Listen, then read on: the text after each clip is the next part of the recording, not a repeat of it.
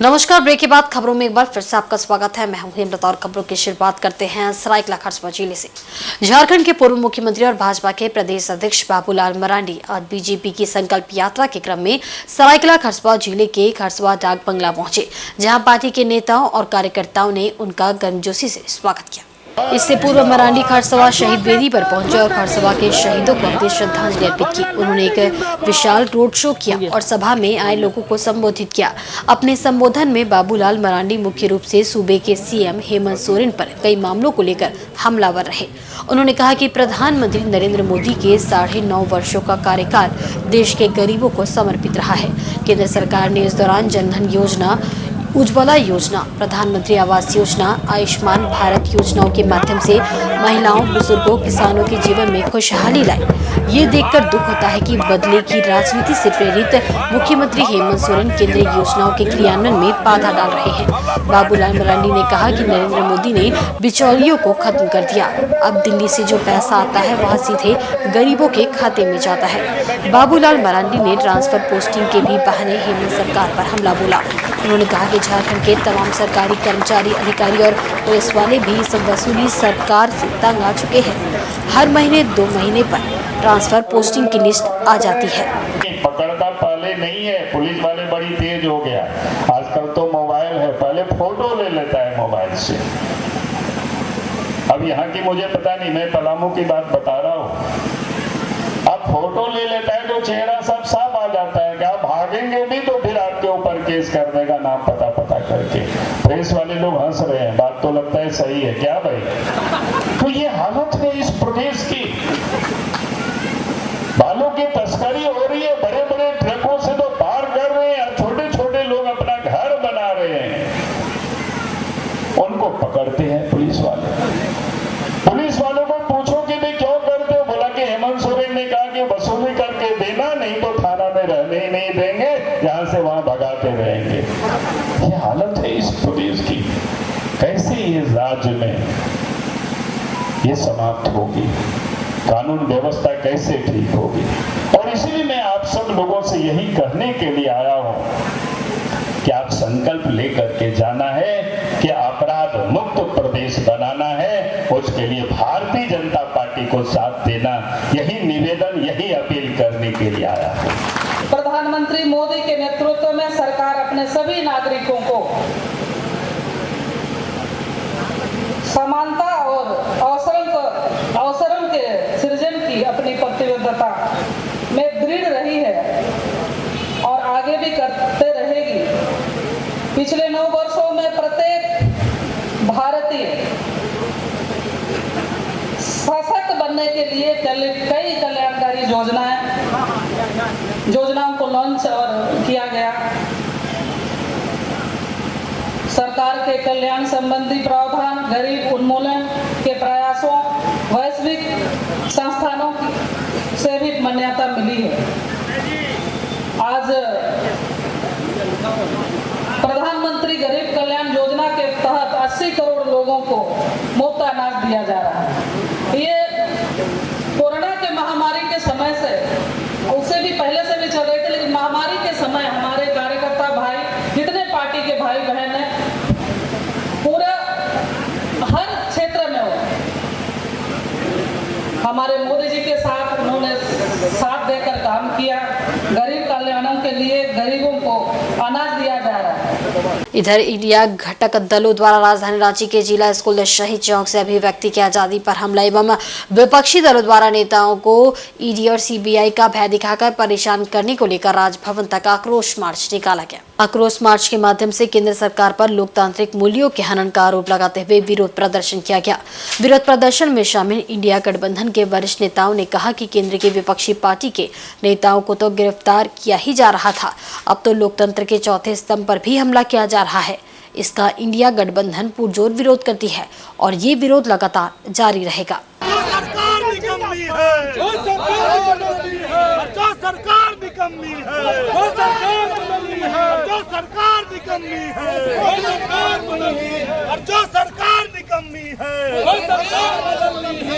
केंद्र सरकार होश में आओ, होश में आओ, होश में आओ। केंद्र सरकार होश में आओ, होश में आओ।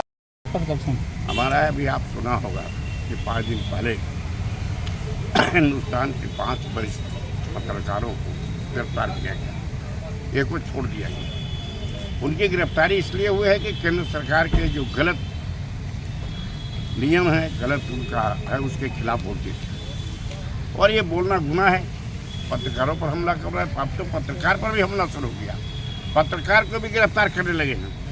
राजनीतिक नेताओं को तो गिरफ्तारी शुरू है। आप देखा होगा मनीष सिसोदिया जितना ईमानदार आदमी झूठ मूठ शराब के ठेके में गड़बड़ी के नाम पर आज 5 महीना से जेल में रखा हुआ है। अभी संजय सिंह जो आपके सांसद हैं उनको गिरफ्तार किया। अभी ईडी का हमला चल रहा है यहाँ के मुख्यमंत्री हेमंत सोरेन पर। इस तरह से विरोधी दल के नेता हों, इन तमाम लोगों पर हमला ईडी और सीबीआई के द्वारा किया जा रहा है। साथ ही साथ जिस तरह से आज जो चौथा स्तंभ है प्रेस वाले, उन पर भी हमला शुरू हुआ है, तो देश के जो लोकतंत्र नहीं बचेगा। और इसीलिए आज इसके विरोध में सीपीआई ने विरोध मार्च किया है। विगत 49 दिनों से राजधानी रांची में राजभवन के समक्ष अनिश्चितकालीन धरना एवं आमरण अनशन पर बैठे झारखंड राज्य टेट सफल सहायक अध्यापकों की कोई सुनने वाला नहीं है। शिक्षकों ने कहा है कि अगर उनकी मांगे नहीं मानी गई तो 15 नवंबर को वे लोग राज्य स्तरीय उग्र आंदोलन को बाध्य होंगे। झारखंड राज्य टेट सफल सहायक अध्यापक समन्वय समिति के बैनर तले धरने पर बैठे शिक्षकों का कहना है कि अब तक राज्य सरकार द्वारा इनकी मांगों पर कोई ध्यान नहीं दिया गया है। इन शिक्षकों का कहना है कि हमारी वेतनमान संबंधी मांगों को राज्य सरकार अविलंब पूरा करे, अन्यथा सब्र का बांध टूटा तो हम उग्र आंदोलन को बाध्य होंगे। उन्होंने कहा कि सर्वसम्मत निर्णय के बाद आने वाले 15 नवंबर को हम लोग उग्र आंदोलन करने को विवश होंगे। सर, आज हम लोग 49 दिन से अनिश्चितकालीन आंदोलन पर बैठे हुए हैं। हम लोगों का एक ही मांग है, वेतनमान। आज हम लोग वेतनमान को लेकर कोडरमा जिला के जितने भी टेट पास साथी हैं, पूरे झारखंड राज्य में 14,042 टेट पास हैं। और हम लोग हेमंत सरकार से आगाह करते हैं, उनसे आग्रह करते हैं कि आप हमारी मांगों को जितना जल्दी हो पूरा करें, नहीं तो आने वाला समय में जिस तरह से रघुवर दास को 15 नवंबर को हम लोग काला झंडा दिखाने का काम किए, जब हमारी मांग को ठुकराए हैं, उसी तरह से आपको भी 15 नवंबर को वही दुर्दशा से गुजरना पड़ेगा। इसलिए हेमंत सोरेन जी, आप गहरी निंद्रा से उठिए और जो पदाधिकारियों की बात से आप भटक रहे हैं, आप अपना स्वयं विवेक से, जिस तरह से पड़ोसी राज्य बिहार में नीतीश कुमार जी पूरे शिक्षक को घूस कर दिए हैं और सारे को राजकर्मी का दर्जा दिए हैं, उसी तरह से झारखंड में भी 14,042 टेट पास सहायक अध्यापकों को आप भी राजकर्मी का दर्जा देकर हम लोग को सम्मानित करें और आने वाले चुनाव में हम लोग भी आपको एक सम्मान देंगे। वहीं इन शिक्षकों के समर्थन में आए भारतीय कम्युनिस्ट पार्टी के वरिष्ठ नेता ने कहा कि अब तक बहुत सारे विधायक और मंत्री धरना स्थल पर आकर शिक्षकों को आश्वासन देने का काम किए हैं। अब इनकी मांगों का पूर्ण समर्थन करते हैं और राज्य सरकार को लिखित तौर पर इनकी मांगों से अवगत कराने का प्रयास करेंगे। उन्होंने बताया कि इनकी मांगों पर राज्य सरकार तत्काल संज्ञान ले, इसके लिए भी प्रयास करेंगे। सहायक शिक्षक 12 शिक्षक जिनका धरना चल रहा है, 49वां दिन है। सारे यहाँ पर विधायक, कई मंत्री आए हैं, आश्वासन देके गए। हम इनके मांग का समर्थन करते हैं और बहुत जल्दी मैं कल तक लिख के भेजूँगा, बात करूँगा उनके पीएस से, मुख्यमंत्री के पीएस से, और जो ही समय देंगे उनसे बात करके इनके मांगों को हम कहें जल्दी से जल्दी विचार कीजिए, मानिए। नहीं तो ये आंदोलन हम देखा है, पहले भी पारा शिक्षक का आंदोलन, एक पारा शिक्षक शहीद भी हुआ कहीं पर। और अभी ये लोग भी ठान लिया है कि जब तक हमारी मांग पूरी नहीं होगी, हमारा है कि नेट में जो परीक्षा पास है किसी तरह से उसको परीक्षा नहीं लिया जाए और वेतनमान उनको दिया। इधर राजधानी रांची के प्रदेश कांग्रेस कार्यालय में 5वें सोमवार को भी ग्रामीण विकास मंत्री सह विधायक दल के नेता आलमगीर आलम द्वारा जन सुनवाई कार्यक्रम का आयोजन किया गया।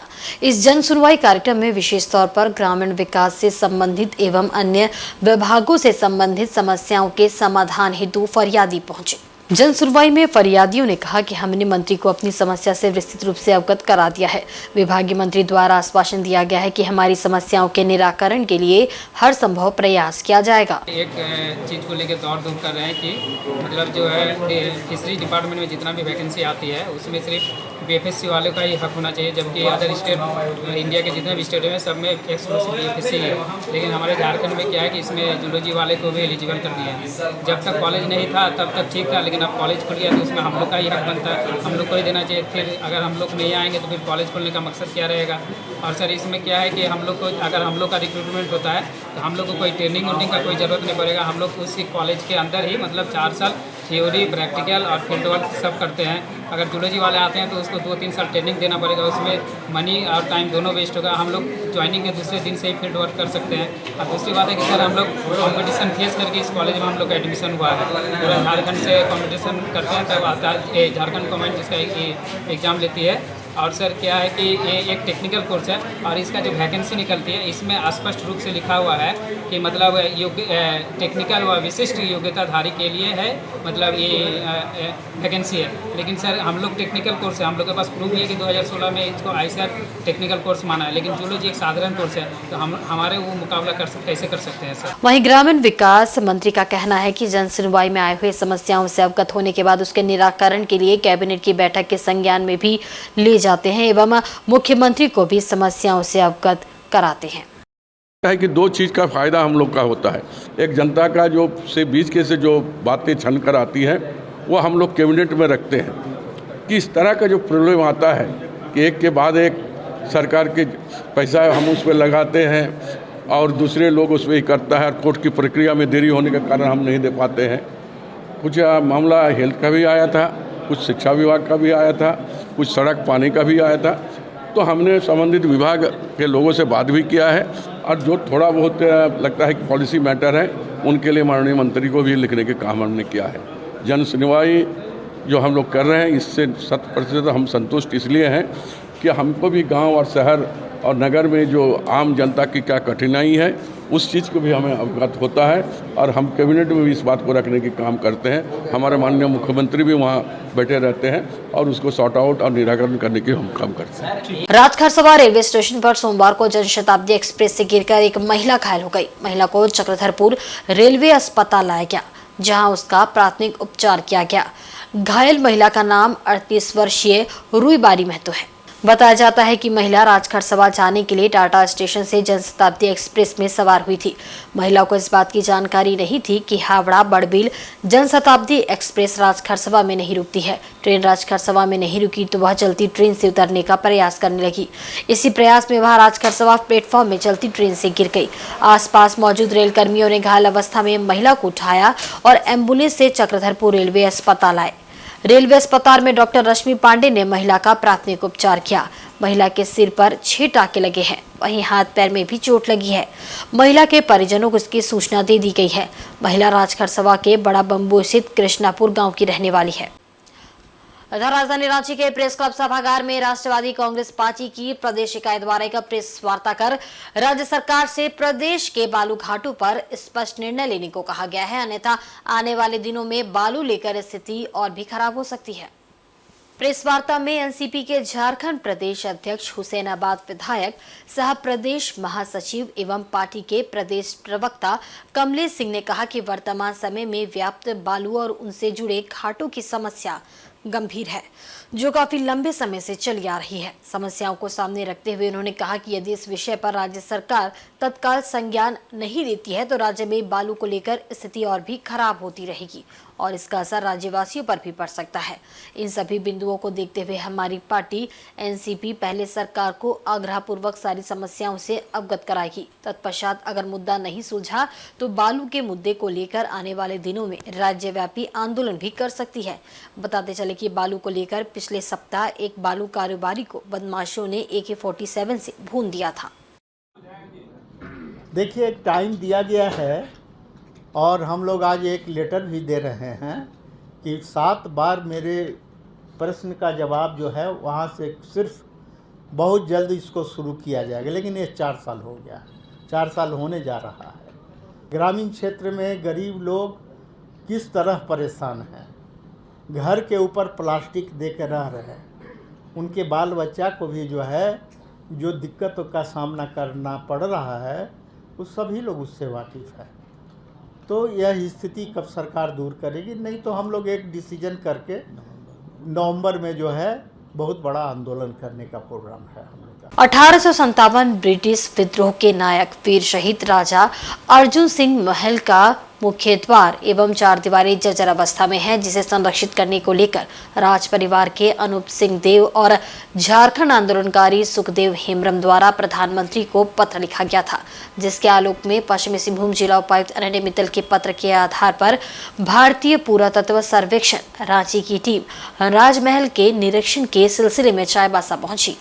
इसी कड़ी में सोमवार को भारतीय पुरातत्व सर्वेक्षण रांची मंडल के सहायक पुरातत्वविद डॉक्टर मोहम्मद अजहर शबीर, सहायक पुरातत्व सर्वेयर महावीर कुमार और फोटोग्राफर कन्हैया कुमार झा राजमहल जवाहरलाल नेहरू महाविद्यालय पहुंचे, जहां सर्वेक्षण की टीम ने राजमहल के मुख्य द्वार, दीवार एवं वॉच टावर आदि का निरीक्षण करते हुए मापी के साथ सैंपल भी कलेक्शन किया। इस दौरान जानकारी देते हुए भारतीय पुरातत्व सर्वेक्षण रांची मंडल के सहायक पुरातत्वविद डॉक्टर मोहम्मद अजहर शबीर ने बताया कि उन्हें पत्र के माध्यम से राजमहल के जर्जर स्थिति में होने की जानकारी मिली थी। पुरातत्व विभाग अब राजमहल का भौतिक सर्वेक्षण कर राजमहल के इतिहास को वैज्ञानिक तरीके से जानने की कोशिश करेगा। साथ ही ये भी देखा जाएगा कि इसे संरक्षित करने के लिए पुरातत्व विभाग ले सकता है या नहीं। इसके बाद राजमहल को कैसे संरक्षित किया जा सकता है, इस पर भी विभाग एक कार्य योजना तय करेगा। फिलहाल टीम द्वारा ये भी देखा जा रहा है कि कौन कौन सी चीजें हैं जिसे उसके मूल रूप में लाया जा सकता है। इस मौके पर चक्रधरपुर अंचल अधिकारी गिरिजानंद किस्कू, कॉलेज के प्रभारी प्राचार्य प्रोफेसर डॉक्टर श्रीनिवास कुमार और कॉलेज के अन्य शिक्षकगण मौजूद थे। गया था जी कि आर्कियोलॉजिकल सर्वे ऑफ इंडिया की टीम एक विजिट करे और ये देखे कि ये इसका कितना मतलब इसकी हिस्टोरिसिटी कितनी है और इसमें आर्कियोलॉजिकल सर्वे ऑफ इंडिया क्या काम कर सकता है, मतलब इसको प्रोटेक्शन में ले सकता है या नहीं ले सकता है, क्या उसके मेथडोलॉजीज़ हैं। तो इन चीज़ों के लिए हम लोग यहाँ आए हैं अपनी टीम के साथ archaeological survey of India Ranchi circle की तरफ से, और अभी हम लोग पूरे कैंपस का मुआयना करेंगे और देखेंगे कि क्या क्या चीज़ें ऐसी हैं जिनको हम सुधार सकते हैं, उसके ओरिजिनल शेप में ला सकते हैं। अच्छा, ये हमारा मोटिव है। वहीं झारखंड पंचायती राज नियमावली पेशा कानून सिंहभूम कोल्हान प्रमंडल में रद्द किए जाने की मांग को लेकर पूर्वी सिंहभूम विल्किंसन नियम कानून के बैनर तले आदिवासी समाज के लोगों ने मुख्यमंत्री और राज्यपाल के नाम जिला उपायुक्त को एक ज्ञापन सौंपा। बताते चले कि सिंहभूम कोल्हान प्रमंडल में विल्किंसन नियम कानून लागू है। इस क्षेत्र में सरकार द्वारा थोपा गया पेशा कानून लागू नहीं हो सकता। ये कानून लागू कर आदिवासियों को आपस में लड़ाने का काम किया जा रहा है। झारखंड सरकार के एक मौजा में 7 से अधिक ग्राम सभाएं हैं, तो ऐसे में मान्यता किस ग्राम सभा को मिलेगी? कोल्हान के विल्किंसन नियम कानून को ठेस पहुंचाने का काम किया जा रहा है। मुख्यमंत्री व राज्यपाल को इस संबंध में ज्ञापन सौंपकर सिंहभूम कोल्हान प्रमंडल में थोपा गया पेशा कानून नियम को अविलंब रद्द करने की मांग की गई है। झारखंड में झारखंडियों के साथ में अन्याय हो रहा है, चाहे वो छात्र हो चाहे यहाँ के मूलवासी हो, उनके साथ लगातार अन्याय हो रहा है। अभी कुछ दिन पूर्व पेशा कानून को लागू कर दिया गया, जहां ग्राम प्रधान जिस क्षेत्र का मुखिया होता है, जिस क्षेत्र का रक्षा करता है, अपने गांववासी का रक्षा करता है, आज उस कानून को लगा के ये लोग यहाँ पर राजनीति करने का काम करने का कोशिश कर रहे हैं, एक दूसरे से लड़ने का काम कराने का कोशिश कर रहे हैं। तो मैं ये बता देना चाह रहा हूँ, ये झारखंड हमारा है, हम इसके ताकत है और इसका विकास भी हम ही लोग करेंगे। आने वाला दिन ये झारखंड वासियों को जिस प्रकार इस सरकार में अन्याय किया जा रहा है, इसको बर्दाश्त नहीं करेंगे। और मैं बता देना चाहता हूँ कि आने वाला दिन अगर हमारे साथ में खिलवाड़ हो रहा है तो उसका कड़ा विरोध होगा और 5 से 15 हजार के भीड़ में हम लोग यहाँ घेराव करने का काम करेंगे, नहीं तो इस पैसा को इस कोल्हान से हटाने का काम किया जाए। वहीं सोनारी थाना अंतर्गत जाहिरा कॉलोनी की कई महिलाओं ने सोमवार को जिला मुख्यालय के बाहर प्रदर्शन किया और उपायुक्त से इंसाफ की गुहार लगाई है। दरअसल महिलाएं जाहिरा बस्ती से होकर निकलने वाले मार्ग को बिल्डर द्वारा घेरे जाने का विरोध कर रही है। वहीं महिलाओं ने बताया कि जब बिल्डर वहां फ्लैट का निर्माण कर रहे थे, उस वक्त उन्होंने आने जाने के लिए 5 फीट का रास्ता मांगा था। उस वक्त बिल्डर द्वारा 5 फीट रास्ता देने का भरोसा दिलाया गया था, लेकिन अब बिल्डर ने रास्ता रोक दिया है। जिसका जाहिरा कॉलोनी की महिलाओं द्वारा विरोध किया जा रहा है। वहीं विरोध करने पर बिल्डर द्वारा उन्हें केस में फंसाने की धमकी दी जा रही है। इन्हीं सब मांग को लेकर महिलाओं ने जिला मुख्यालय के बाहर प्रदर्शन किया और उपायुक्त से न्याय की गुहार लगाई है। हम लोग लड़ने नहीं सकेंगे, बिल्डर से भी हम लोग लड़ने नहीं जाएंगे, लेकिन सुनवाई तो कुछ चाहिए। 5 फुट रास्ता के लिए उसको देने का नहीं है उतना बड़ा जमीन में। अच्छा, सामने से नहीं दे, बीच से नहीं दे, साइड से भी 5 फीट रास्ता देगा तो चलेगा। साइड से भी 5 फीट रास्ता खाली मांग रहा है। बच्चा लोग जाएगा आएगा, हम लोग रोटी जो कमाने जाते हैं, फ्लैट में जो काम करते हैं, वो लोग के लिए भी उसको नहीं लगता है कि ये लोग करेगा क्या, कहाँ से जाएगा, थोड़ा सा भी नहीं लगता है उसको। इतना 2018 से लड़ के आज तक आया तो बोलता रंगदारी मांगने आ रहे। कितना रंगदारी दिया है, उसका पास प्रूफ है ना हम लोग को रंगदारी देने का। फालतू में केस में लादा दे रहा है। सोनारी थाना में जाके बोल के आया, सोनारी थाना का पुलिस हम लोग को दौड़ा रहा है। हम लोग रास्ता मांग रहे हैं तो हम लोग बहुत बड़ा गुनाह कर दिया है। जाने आने का नहीं है। यही मंडल जी को हम लोग रिक्वेस्ट किया, पार पे करके बोले भैया 5 फुट रास्ता हम लोग को दे दीजिए। तो बोला हाँ माजी 5 फुट रास्ता आपको मिलेगा। बिल्डर का जो सुपरवाइजर है उसको जाके बोले भैया हम लोग का बिल्डर से बात करो। तो बोले बिल्डर जी नहीं आएंगे, हमसे बात करो। हम लोग उससे बात करने गए, गोरा करके लंबा करके हमको बोला माजी चिंता मत करो, 5 फुट रास्ता आपको मिल जाएगा। 5 फुट क्या, हमको 2 फुट का रास्ता नहीं दिया। जाके देखे दोनों तरफ दीवार उठा। वहीं प्रखंड प्रमुख सुकुरमणि टुडू ने पत्रकारों को बताया कि पंचायत राज समन्वयक सोनी कुमारी ने बोर्ड का बीडीओ निखिल कश्यप को झांसा में रखकर 2 बिलों के माध्यम से लगभग 9,000 की अवैध निकासी बिना प्रमुख के हस्ताक्षर के कर ली है। मामले पर प्रखंड प्रमुख ने कहा कि 1.5 साल से योजनाओं को पंचायत राज समन्वयक सोनी कुमारी द्वारा प्रखंड कार्यालय के रजिस्टर में नहीं चढ़ाया जा रहा है, जिसके कारण विकास कार्य में बाधा उत्पन्न हो रही है। दूसरी ओर बीडीओ के स्थानांतरण होने की खबर के बाद अवैध रूप से बिना प्रमुख के हस्ताक्षर के ही रुपयों की निकासी की गई है। बता दें कि 15वें वित्त आयोग के कोष से 4,272 एवं 4,704 रुपए की 7 अक्टूबर 2023 को बीएसएनएल इंटरनेट के माध्यम से सोनी कुमारी ने अपने अकाउंट में रुपए जमा कर लिए हैं। प्रमुख ने कहा कि बिना वेंडर के किस तरह से पंचायती राज समन्वयक द्वारा अपने अकाउंट में पैसे लिए गए हैं, ये जांच का विषय है। प्रमुख का कहना है कि मेरे बिना हस्ताक्षर के रुपयों की निकासी किया जाना पूरी तरह से गलत है। उन्होंने कहा कि वे मामले की शिकायत डीसी से करते हुए कार्रवाई की मांग करेगी।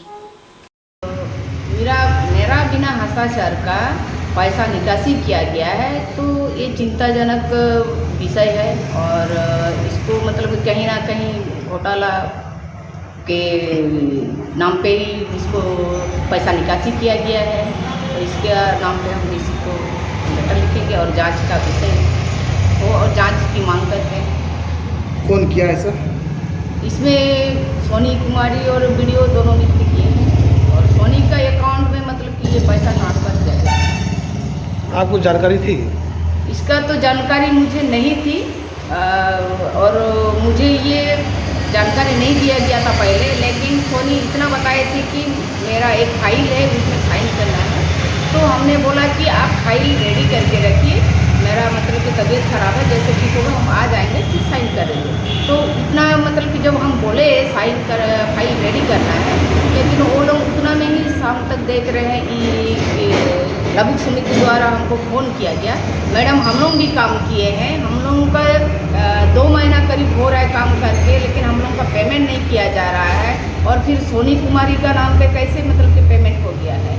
तो हमने बोला लघु समिति से पूछा कि किस चीज़ का पेमेंट किया गया है, नहीं वो तो हम लोगों को नहीं पता है। इधर सरायकेला खरसावां जिला के इचगढ़ प्रखंड क्षेत्र में सीतू दुर्गा मंदिर परिसर में सोमवार को पंचायत प्रतिनिधियों व चयन समिति की उपस्थिति में आम सभा कर आंगनबाड़ी सेविका का चयन किया गया।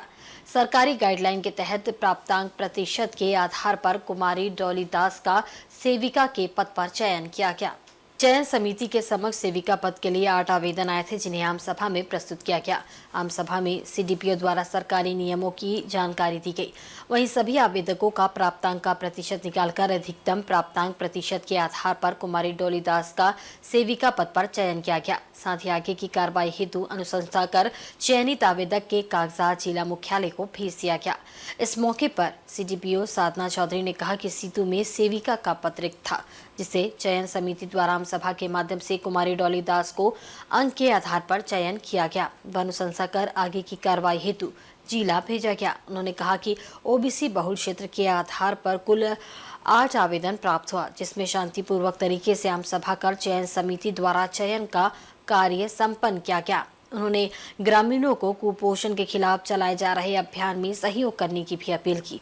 मौके पर महिला पर्यवेक्षिका हिमाद्री, जया पांडे समेत अन्य लोग उपस्थित थे। हमारे पास 8 आवेदन प्राप्त हुए थे। 8 आवेदन में जिनको सबसे अधिक अंक प्राप्त हुआ है, सरकार के द्वारा अब मार्क्स पर अंक निर्धारित है। उस अंक के आधार पर जिसका सबसे अधिक अंक है, चयन उसी का किया जा रहा है। और चूंकि यहाँ पर ओबीसी की प्रधानता है इस ग्राम क्षेत्र में, तो उसी में से चयन किया जाना है जो सरकार का निर्धारण है। तो उसके आलोक में हम लोगों ने 8 आवेदन में से जो निकल कर आया, सबसे अधिकतम अंक जो है वो कुमारी डॉली का है और उन्होंने जाति और आवासीय भी अपना उपलब्ध कराया। हालांकि शुरू में उन्होंने अपना पावती ही दिया था, लेकिन जब बताया गया तो फिर उन्होंने अपना जाति प्रमाण पत्र भी दिया, जो कि यहीं झारखंड का है, तो उसका लाभ उनको मिला और सबसे अधिक अंक उन्हीं को प्राप्त है, 26 अंक। इधर NH-75 सीआरपीएफ कैंप आसनतलिया के पास सड़क दुर्घटना में एक वृद्ध व्यक्ति की मौत हो गई है, जबकि बाइक सवार 2 युवक घायल हो गए हैं। घायलों का अनुमंडल अस्पताल में प्राथमिक उपचार किया गया। जानकारी के अनुसार रविवार की शाम भलियाकुदर निवासी कृष्णा दुंगो अपनी दोस्त जेबियर बोद्रा को बाइक पर बैठाकर घर जा रहा था। ये दोनों मारवाड़ी स्कूल के पास किसी काम को लेकर आए थे। वापसी में सीआरपीएफ कैंप आसनतलिया के पास उनकी अनियंत्रित बाइक से पैदल चल रहे आरपी कॉलोनी निवासी वृद्ध व्यक्ति रतन कांडुलनिया को धक्का लग गया। इस दौरान बाइक सवार दोनों व्यक्ति भी गिर गए। दुर्घटना में एक वृद्ध समेत घायल तीनों लोगों को इलाज के लिए अनुमंडल अस्पताल में भर्ती किया गया, जहां गंभीर रूप से घायल वृद्ध व्यक्ति रतन कांडुलना को चिकित्सकों ने बेहतर इलाज के लिए सदर अस्पताल रेफर किया था, लेकिन रास्ते में ही वृद्ध की मौत हो गई, जबकि दोनों युवकों को हल्की चोटें आई थी, जिन्हें प्राथमिक उपचार के बाद छोड़ दिया गया। और आज के बुलेटिन में बस इतना ही। कल फिर हाजिर होंगे कुछ नई खबरों के साथ। तब तक देखते रहिए इनसाइड झारखंड न्यूज। नमस्कार।